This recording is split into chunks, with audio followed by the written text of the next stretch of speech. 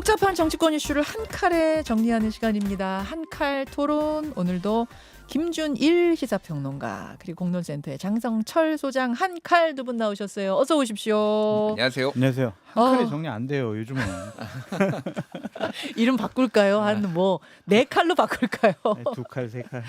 아유 진짜 우리가 이렇게 웃으면서 얘기하지만 요새 하루도 웃을 일이 없을 정도로 상황이 좀 심란합니다.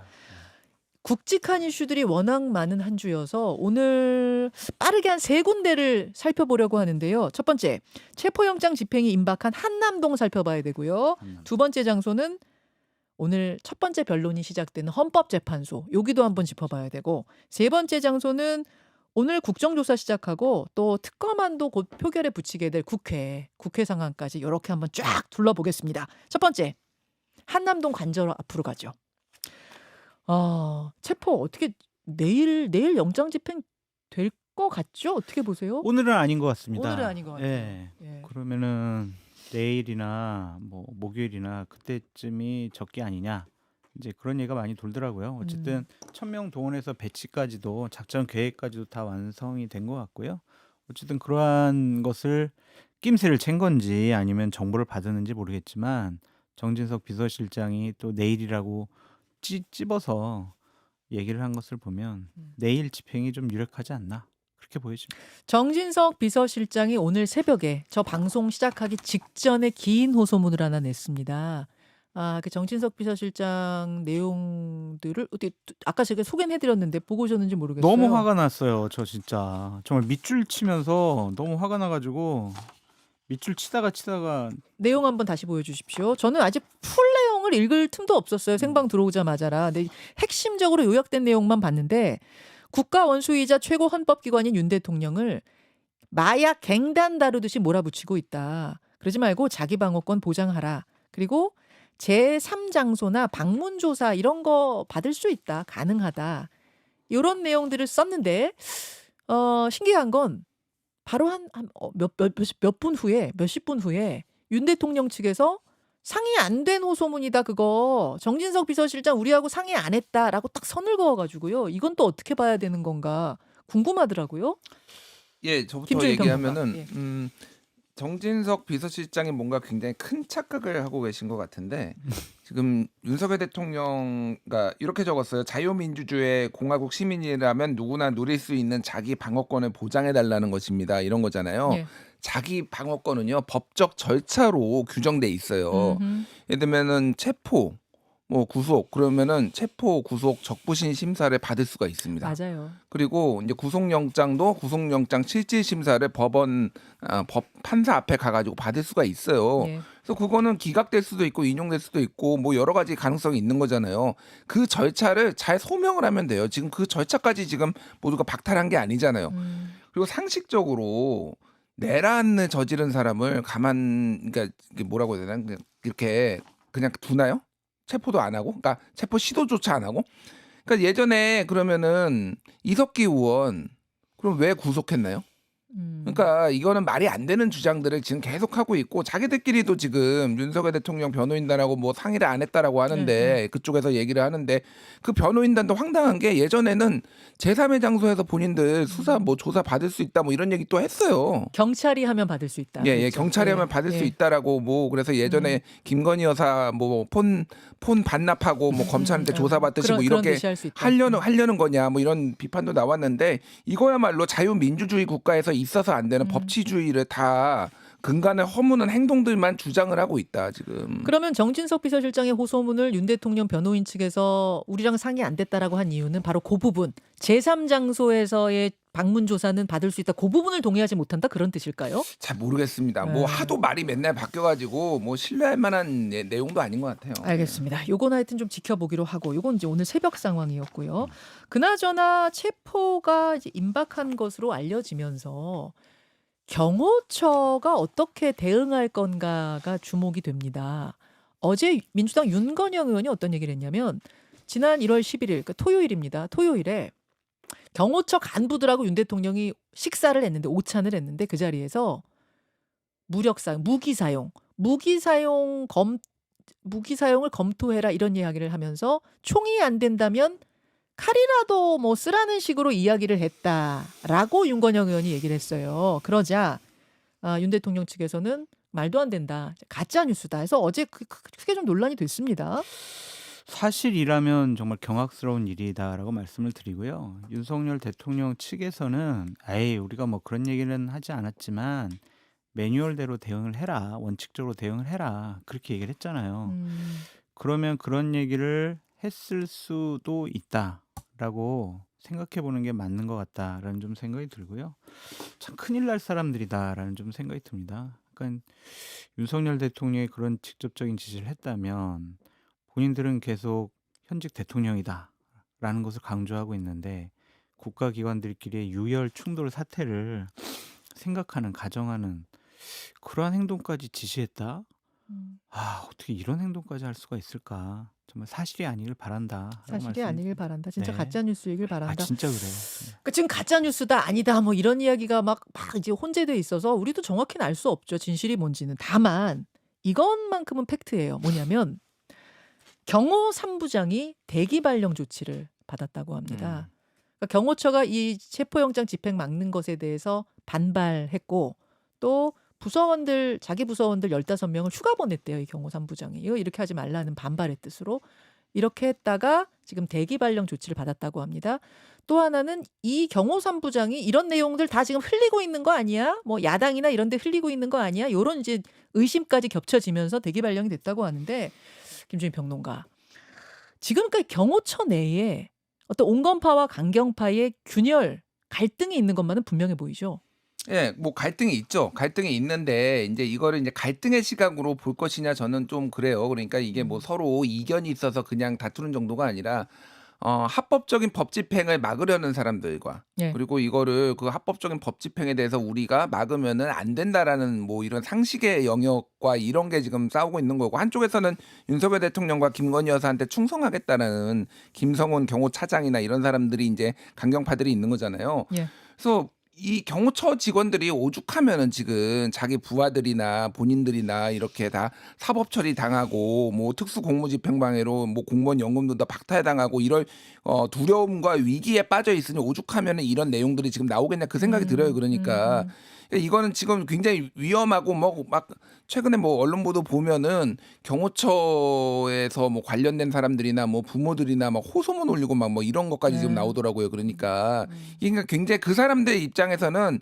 자기들이 다칠 수도 있다. 자기들의 커리어가 완전히 끝날 수도 있다. 이 생각이거든요. 네. 그러니까 다른 무엇보다도 대통령이 뭐 무슨 지시를 했는지는 잘 모르겠으나 저는 그게 사실의 가능성이 높다라고 보는 게 여러 언론에서 그게 나왔어요. 한 군데만 나온 게 아니에요. 지금. 그 오찬에서 지시했다는 내용. 예, 여러 언론에 한겨레뿐만이 아니라 여러 언론에서 나왔고 그 기관 단총 메고 다니잖아요. 가방 지금. 예, 그 동아일보에서 사진 찍어가지고 자세히 분석했거든요. 여러 그게, 언론에 나왔어요. 예, 그게 이제 카운터 어설트 팀이라고 CAT 팀이라고 공격 대응 팀이라고 해서 아예 그거 지금 보란 듯이 심지어 그 김성훈 차장은 그거 보여주라고 지금 언론에 노출시키라고 했다라는 거니까 너희 들어오면은 큰일 나. 가만 안 둘 거야. 이렇게 들어오지 마. 이런 거 하고 있으니까. 이건 어쨌든 경찰이 신중은 해야 되지만 이거를 그러면은 우리가 위험하니까 그럼 안 들어가야 된다? 그러면은 뭐 이를테면은 범법자가 흉기 들고 있으면은 제압 안 합니까? 이거는 지금 큰일 날 얘기예요, 정말로. 그래서 실제 내일 영장 집행, 2차 영장 집행이 이루어진다면 모습이 어떨까? 좀 그 질문 드리려고 했어요. 그러니까 경호처 내 이런 좀 뒤숭숭한 분위기들을 우리가 주말 사이에 감지한 상황에서 공수처가 경찰이 집행을 시작한다면 이번에는 어떤 모습이 펼쳐질 것이냐? 장 소장님 어떻게 보세요? 심리적으로 이미 경호처 경호원들 무너졌어요. 제가 봤을 때. 그래서 강하게 뭐 반발을 하거나 막거나 그러한 모습은 보이지 않을 것 같다라는 좀 어허. 생각도 들고 유혈 뭐 사태 이런 거 그러니까 몇 대한 사람은 그거를 막 조장하려고 하고 명령 내리려고 하겠지만 현실적으로 실무적으로 거기서 맡고 있는 경호관들이 네, 그러한 것에 동의를 하거나 행동으로 옮길 가능성은 없어 보인다. 없어 보인다. 왜냐하면 지금 공수처나 경찰에서 계속 너희들 법적으로 처벌받을 수 있어. 그러니까 그러면 안 돼라고 심리전도 하고 있잖아요. 네. 그래서 그분들 분위기를 또 따로 알아보더라도 우리가 왜 이 윤석열 대통령 왜 지켜야 되지? 이렇게 심리적으로 먼저 무너졌기 때문에 강한 모습 보이지는 않을 겁니다. 그래서 유혈 사태라든지 물리적인 충돌이 강하게 일어난다라고 보기는 어려울 것 같아요. 그렇게 보세요. 네. 김 예, 평론가님. 그러니까 내일 집행이 될 가능성이 상당히 높고 왜냐하면은요 이게 1박 2일에서 2박 3일 얘기까지 나오고 있거든요. 네, 그 네. 얘기인즉슨 한 명씩 뜯어낸 말 저항이 심하면요 결국은 1,000명, 1,500명 가가지고 한 명씩 뜯어내가지고 이거를 다 집행을 하려면은 꽤 시간이 많이 걸린다라는 거예요. 아마 초반에 좀 이미 군하고 경찰은 이미 사실상 막지 않는다라고 이미 정리가 된 상황이기 때문에 경호처 직원들이 막을 거고 초반에도 소극적으로 저항을 할 거고 가장 걱정되는 거는 가장 가까이 윤석열 대통령 가까이 갔을 때 아마 10명에서 20명 정도가 무장을 하고 그 사람들이 지킬 거고 김성훈 차장도 그 근처에 있을 거예요. 왜냐하면은 지금 체포영장이 곧 발부가 될 텐데 네. 체포영장이 발부가 되면은 사실은 김성훈을 막을 근거는 없어요. 뭐 사실 대통령을 막을 근거도 저는 없다고 보는데 대통령 경호법에 따라서 김성훈 차장이 지금 보호되는 건 아니잖아요. 그렇죠. 그러니까 내부에서는 그럼 나가라 이런 얘기 하다가 그 경호 3부장도 직위해제됐다라는 거 아니에요. 그러니까 본인은 아마 대통령 옆에 싹 붙어 있을 거예요. 제가 그냥 추론인데 그러면서 이제 마지막까지 지시를 했을 때 거기에서 이제 얼마나 관리가 잘 되느냐 이게 그게 관건일 것 같아요. 아, 마지막을 지키는 강경파들이 어떻게 대응할 것인가가 관건이다. 예. 그럼 장 소장님 말씀처럼 경호처에서 스크럼 짜고 뭐 이것이 아주 강경하지는 않을 거라고 보시는 건데. 한 명씩 뜯겨 나갈 거예요 아마 그거는. 예. 예. 그렇게 되는데 이제 마지막에 무장한 사람들은 어떻게 심리전으로 좀 달래고 설득하고 해가지고 이들이 무력 시위를 안 하게 할 수 있는가 이게 이미 공수처와 경찰의 과제가 될 것 같습니다. 옛날 중세 시대에 왕을 호위하던 근위병들은 왕과 함께 그냥 목숨을 같이 하지만 이거는 지금 경호관들은 공무원이잖아요. 아, 물론이죠. 뭐 북한의 테러라든지 뭐 다른 위협적인 요인 때문에 막으면 본인들 목숨까지 던지겠지만 정상적인 법적인 집행을 막는다라는 것 이미 심리적으로 우리가 이래도 되나? 이러는 순간 이제 경호는 끝난 거라고 저는 보여져요. 예. 실제 분위기가 이제 어떨지 모르겠는데 이 와중에 윤석열 대통령이 LA 산불을 걱정하는 SNS를 어제 올려서 좀 화제가 됐어요. 저도 어제 방송 중에 저 복수 좀 놀랐어요. LA 산불 걱정을 윤 대통령이 관저에서 어떻게 보셨습니까, 장 소장님? 어떤 분이 이런 표현을 하던데 제일 정확한 것 같아요. 지금 비상계엄을 통해서 네. 국민들 마음속에 천불나게 했는데 LA 산불을 지금 걱정하고 앉아있냐, 너무 한가한 거 아니냐 그렇게 얘기를 하던데 제 마음이 삐뚤어져서 그런지 모르지만 그렇게 썩 뭐 대통령으로서 할 말 하셨네. 아유 그래도 저렇게 외국까지 우리 우방 미국 걱정까지 하시고 참 그래도 너그러운 분이구나 그런 생각이 들지 않고 약 올리는 거 아니야? 그런 거 아, 같아요. 국민들 약 올리는 느낌이셨어요? 전 약 올림을 받았다고 국민들 생각해요. 마음속에 천불 내놓고. 제가 지난주 금요일하고 일요일 날 관저 앞을 갔었거든요. 그러셨어요.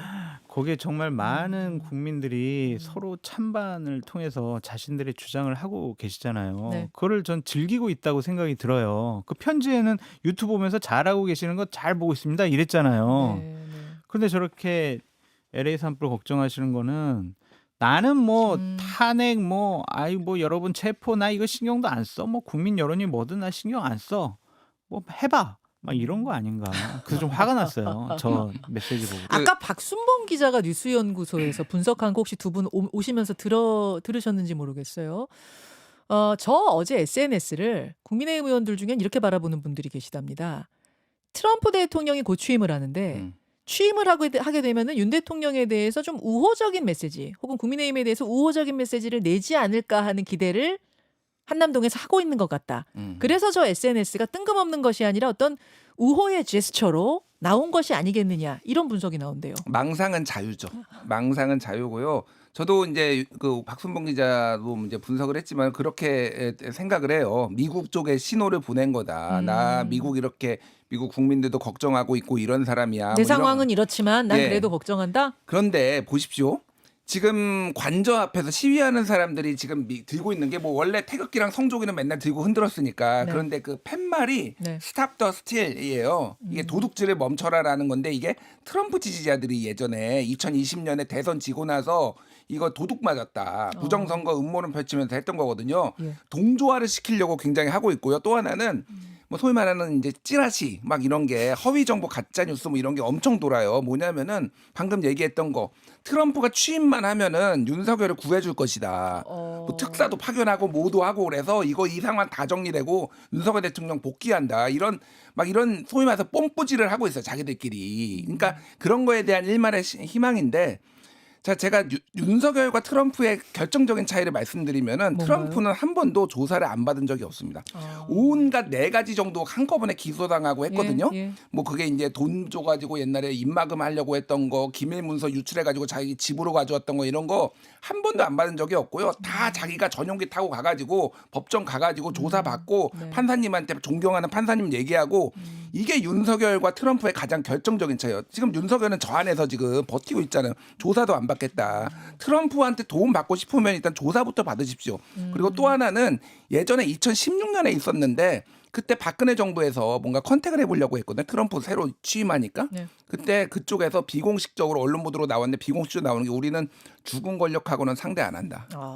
예. 박근혜 이미 탄핵 들어갔는데 우리가 무슨 실익이 있겠어요. 지금 윤석열 끝난 거라 다 이번에도 아는데. 비슷한 상황이 벌어질 거라고 보시는 거예요. 죽은 권력이죠. 가짜 뉴스입니다. 지금 국민의힘 의원들은 네. 트럼프가 1월 20일 취임 직후 특별 지지 메시지 내기로 약속했다라는 것을 확고하게 믿고 있고 그때까지 체포되지 말고 버티라는 트럼프의 측근의 말을 믿고 있다. 측근이 그런 이야기를 했다고 네, 전에. 그렇게 보도도 나오고. 그래서 저 이제 어제 그 LA 산불 걱정하는 SNS가 너무 뜬금없지 않아라고 어제 이야기했지만 요런 배경들 속에서 미국에 보내는 시그널 아니겠느냐라는 요 평론을 지금 주셨어요. 보죠. 취임 후에 정말 뭐 메시지가 나올지 안 나올지는 보면 될 것 같고 그나저나 이제 국민의힘 의원들이 뭐 관저 앞에 모이는 모습이라든지 대통령과 선을 긋는 게 아니라 오히려 더 좀 가까워지는 모습 보이는 거 또 윤 대통령 측의 목소리가 더 커지는 바탕은 뭐냐면 지지율이에요. 지지율. 지난번에 그 단발성 여론조사들 말고 정례조사 쭉 하는 것들 예를 들어서 리얼미터라든지 한국갤럽이라든지 이런 곳에서 나오는 지지율 역시 국민의힘과 민주당의 지지율 격차가 오차 범위 내로 확 줄어들었습니다. 국민의힘이 계엄 전 상황으로 돌아갔다는 얘기예요. 민주당도 계엄 전 상황으로 돌아갔다는 이야기고 이 지지율은 그럼 왜 이렇게 나온다고 보십니까, 장 소장님? 그러니까 비상계엄과 탄핵에 대한 그런 것에 대한 평가를 이제 넘어서 가지고요. 이제 조기 대선이 눈앞에 오잖아요. 그러니까 국민의힘 지지층 같은 경우에는 조기 대선 열리면 민주당이 대선 승리할 가능성이 높네. 우리가 싫어하는 이재명 대표가 대통령 될 가능성이 많네. 안 되겠다. 우리 국민의힘 지지해줘야지. 이러한 결집이 현재의 지지율 상승으로 나타났다라고 볼 수밖에 없을 것 같아요. 계엄 국면이 반영된 그 여론조사 국면을 넘어서 넘었어요. 이제 조기 대선 국면으로 여론조사는 가고 있다 보시는 대선과 거예요. 관련된 여론조사라고 지금 받아들일 수밖에 없다라고 말씀을 드리고요. 이것이 상당히 좀 위험한 것 같다라는 좀 생각이 듭니다. 권성동 원내대표가 어제 의총에서 우리가 잘해서 그런 거 아니니까 우리 너무 오버하지 말자, 흥분하지 말자 그렇게 얘기는 했지만 국민의힘 의원들은 지금 상당히 고무되어 있고요. 정광훈 목사나 지금 보수 유튜버들 있잖아요.